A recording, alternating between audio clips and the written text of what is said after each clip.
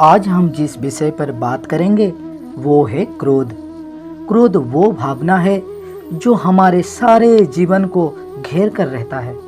क्रोध को ना उम्र का मर्यादा है, ना ही ज्ञान की। कब, कहाँ और किस कारण से क्रोध पैदा हो जाए वो कोई नहीं जानता। और जब क्रोध जन्म लेता है तो तुरंत ही विचार करने की शक्ति खो जाती है। बुद्धि पर अंधकार छा जाता है।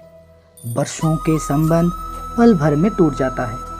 सारा जीवन बिखर जाता है। किसी भी कारागार में जाकर देखिए, अधिकतर अपराधी क्षण भर का क्रोध का दंड पाते हुए दिखाई देंगे, पर फिर भी हम क्रोध पर अंकुश नहीं लगा पाते।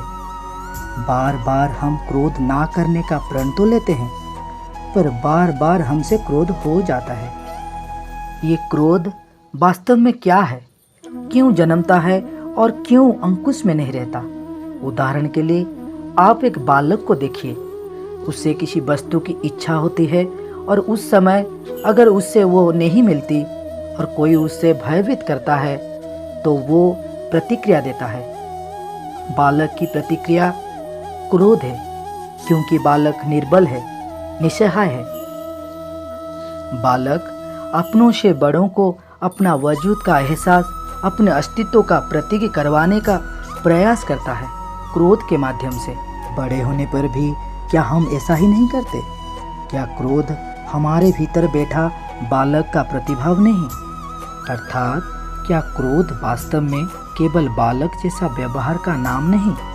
जब अहंकार को घाव होता है, जब भय लगता है, जब कोई वस्तु हमें प्राप्त नहीं होती, तब हमें क्रोध आता है, ठीक किसी बालक की भांति। हम जानते हैं कि आईने के सामने खड़ा होकर मुंह बनाने का खेल बालकों को शोभा देता है, बड़ों को शोभा नहीं देता। फिर भी हम बालक की भांति क्रोध करना बंद नहीं करते। हम अनुभव से जानते हैं, दूसरों को देखकर बता सकते हैं कि क्रोध से कभी कुछ प्राप्त नहीं होता। सम्मान हो, संपत्ति हो, प्रेम हो या सुरक्षा हो, क्रोध से नहीं मिलता। मिलता है तो प्रयासों से, कार्य करने से, बुद्धिपूर्वक विचार करने से। मनुष्य मात्र अपनी आदतों के अनुसार ही जीता रहता है। क्रोध भी आदत बन जाती है। हम चाहते हुए भी अपने प्रतिभावों को रोक नहीं पाते। स्वयं को बड़ा या पुख्ता मानते हैं, पर थोड़ा सा कारण मिलते ही हमारे भीतर का बालक क्रोध कर बैठता है।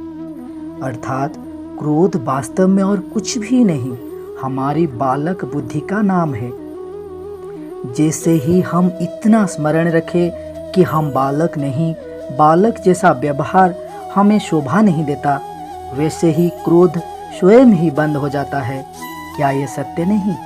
इस पर विचार मनन अवश्य कीजिएगा।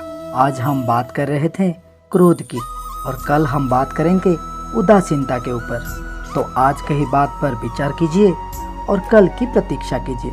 हरे कृष्ण।